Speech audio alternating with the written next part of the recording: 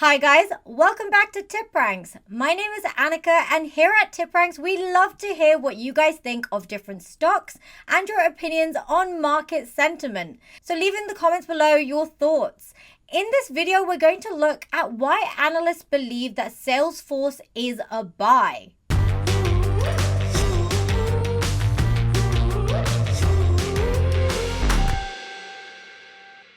Now, Salesforce provides data analytics software.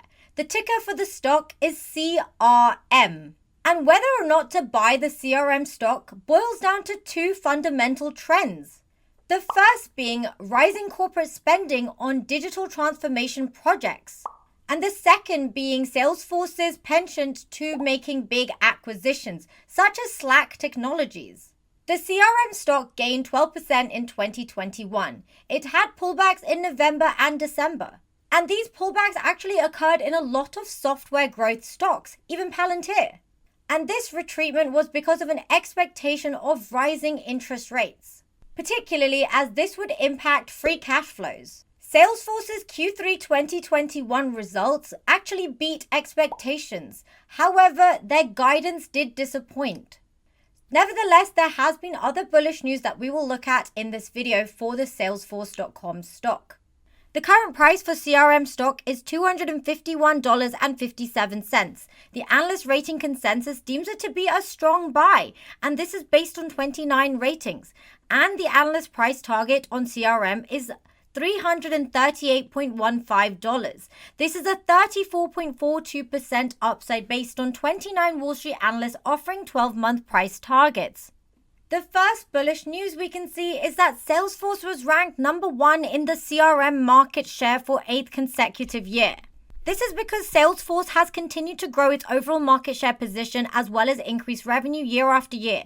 This contributed to its number 1 ranking. It also has leading market share in IDC's segments for sales applications, customer service applications, marketing applications, model-driven application platforms, and enterprise community applications. As you can see, the growth for Salesforce has been 23.9% compared to its competitors, with Microsoft at 5.5%, SAP at 5%, Adobe at 3.9%. The increasing trend on the shift to NFTs and the Metaverse could fuel Salesforce's growth. Salesforce is a software platform, and as we develop further into the technology revolution and adopt into the Metaverse, Salesforce could be a guiding force in providing the platform and the software applications in helping companies plan their resourcing.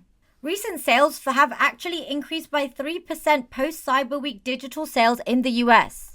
This is expected as digital sales usually remain strong around this period when there's holiday shopping season, despite there being persistent economic challenges caused by inflation, low inventory, and fewer discounts.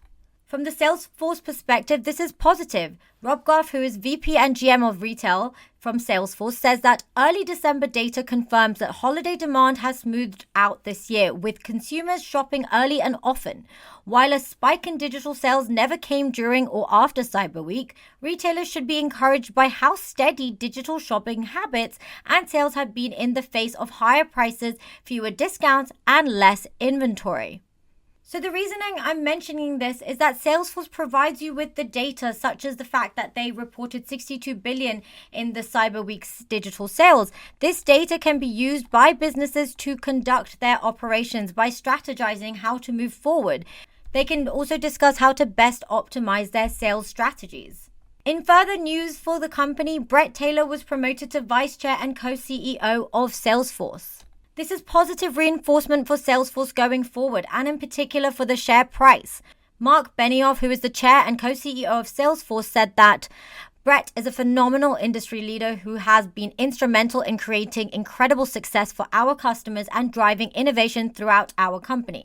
He has been my trusted friend for years, and I couldn't be happier to welcome him as co-CEO. This is a fairly strong move, having a co-CEO, but it represents two brains behind Salesforce and driving the vision for Salesforce, and therefore how we can see the CRM stock perform.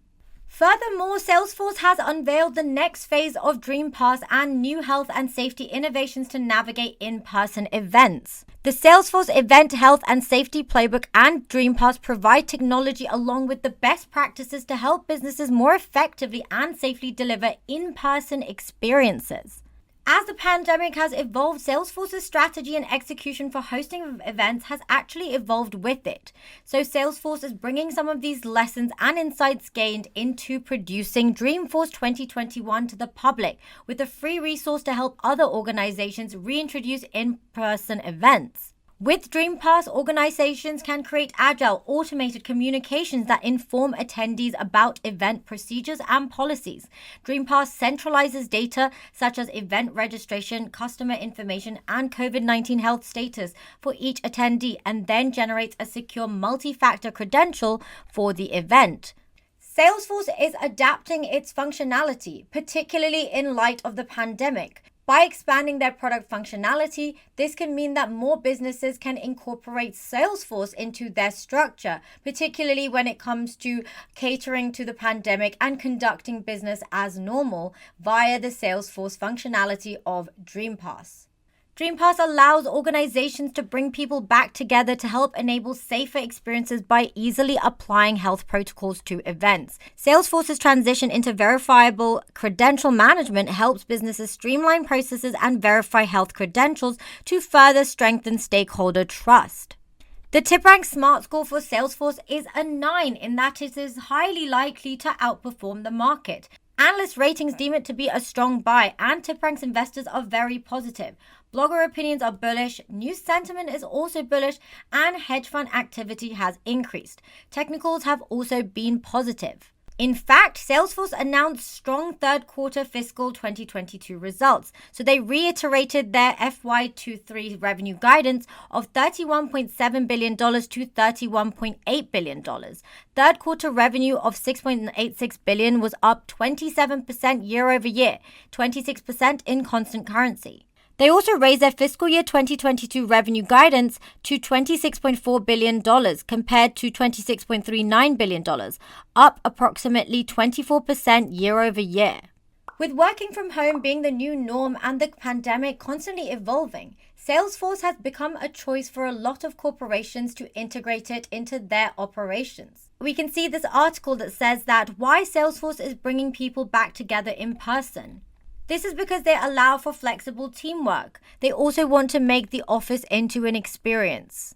And with the addition of Slack, they have created a digital HQ that has completely transformed the way in which people work. This is where you can connect, share information, get work done, and have fun. In fact, their Slack acquisition is changing the way in which they work. Since January, they've increased individual and team productivity by 16%. And since January, they've decreased the number of emails they send by 46%. In the last 30 days alone, employees sent 58.7 million Slack messages and conducted 489,000 Slack huddles. So it seems like Salesforce's acquisition of Slack will help a lot of companies increase efficiency, but also work effectively with flexible working and working remotely. So guys, what do you think of this Salesforce stock? Leave your thoughts in the comments below. Are you bullish on it? And if you made it this far, don't forget to hit that like button and that subscribe button and that bell notification so that you get informed on when the TipRanks channel releases a video. Remember, this is not financial advice. I'll see you guys in the next video. Bye!